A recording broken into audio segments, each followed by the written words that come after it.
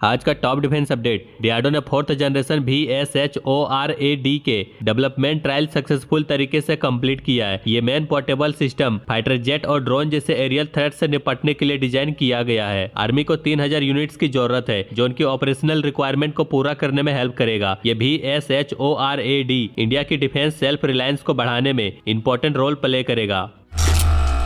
IAF ने DRDO के Swift programme को फुल स्केल UCAV प्रोग्राम में बदलने की मंजूरी दे दी है। ये 1 टन UCAV मिनी बॉम्बर और ISR मिशन के लिए डिजाइन होगा। इसकी स्टील्थ कैपेबिलिटी इंटरनल वेपन बे और STFE इंजन से आएगी। ये UCAV ऑफेंसिव और रिकॉनेसेंस रोल दोनों में काम करेगा। इस डेवलपमेंट से इंडिया की एरियल वॉरफेयर कैपेबिलिटीज को मजबूत करेगा। साथ ही मॉडर्न वॉरफेयर में स्टील्थ टेक्नोलॉजी की इंपॉर्टेंस को दर्शाता है।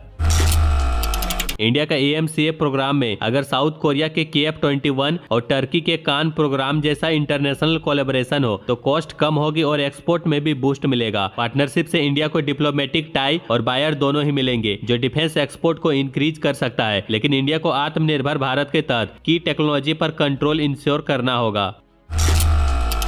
Hyundai रोटेम का K2 ब्लैक पैंथर जो दुनिया के सबसे एडवांस MBT में से एक है। इंडियन आर्मी के 1770 टैंक्स के FRCB टेंडर के लिए ऑफर नहीं किया जाएगा। इस डिसीजन के पीछे high cost, local tie up, customization और 55 से 60% स्वदेशी की डिमांड हो सकती है। K2 के एडवांस टेक के साथ TOT को पूरा करना मुश्किल हो सकता था। K2 भले ही एडवांस है लेकिन इंडिया को बजट फ्रेंडली और लोकलाइज्ड टैंक चाहिए।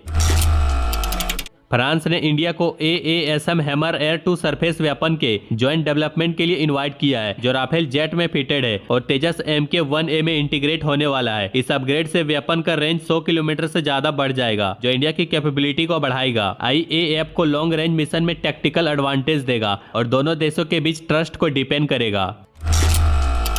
इंडियन कोस्ट गार्ड ने गोवा की चौगुले एंड कंपनी को 6 स्वदेशी हॉवर क्राफ्ट के प्रोक्योरमेंट का कॉन्ट्रैक्ट दिया है। ये advance hover craft maritime patrolling, search and rescue और सर्विलियंस मिशन में क्रूशियल रोल प्ले करेगी। यह हॉवर क्राफ्ट सेलो वाटर्स में भी ऑपरेट कर सकता है जिससे कोस्टल एरिया में रैपिड रिस्पांस कैपेबिलिटी बढ़ाती है। इससे इंडिया की मेरीटाइम सिक्योरिटी का इकोसिस्टम और पावरफुल होगा। IAF का MRFA टेंडर जिसे mother of all defence deal कहा गया है, इसमें राफेल ने यूरो फाइटर टाइफून को हरा दिया है क्योंकि यूरो फाइटर की ज्यादा कॉस्ट और दोनों इनिशियल प्रोक्योरमेंट और लाइफ साइकिल में उसकी हार का एक बड़ा कारण था और राफेल की वर्सेटिलिटी, एडवांस एवियोनिक्स और प्रूवन कॉम्बैट कैपेबिलिटी ने इसे जीत दिलाई। इंडिया को फेवरेबल टेक्नोलॉजी ट्रांसफर और कस्टमाइजेशन टर्म्स मिले। अब राफेल की प्रेजेंस से यूरो फाइटर को सिर्फ प्राइस ही नहीं बल्कि TOT में भी बेहतर करना होगा।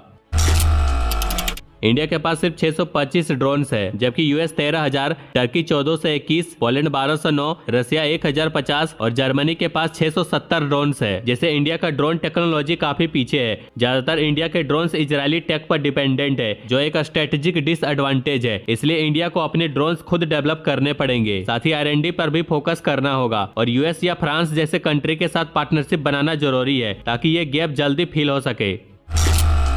स्वावलंबन 2024 में एल्टर इंडस्ट्रियल टेक्नोलॉजी का mule remotely pilot aircraft exhibit ने ध्यान खींचा। ये UCAV इंडियन नेवी के लिए डिजाइन किया गया है लेकिन इसका डिजाइन यूक्रेन के RZ-500 से मिलता जुलता है जिससे स्वदेशी डेवलपमेंट पर सवाल उठे हैं। म्यूल की इंडोरेंस 120 मिनट और रेंज 300 किलोमीटर है। अगर इसमें फॉरेन टेक्नोलॉजी का इस्तेमाल हुआ है तो ये आत्मनिर्भर भारत के गोल को कंप्रोमिस करता है। हालांकि डेवलपमेंटल ट्रायल से असली कैपेबिलिटी पता चलेगा।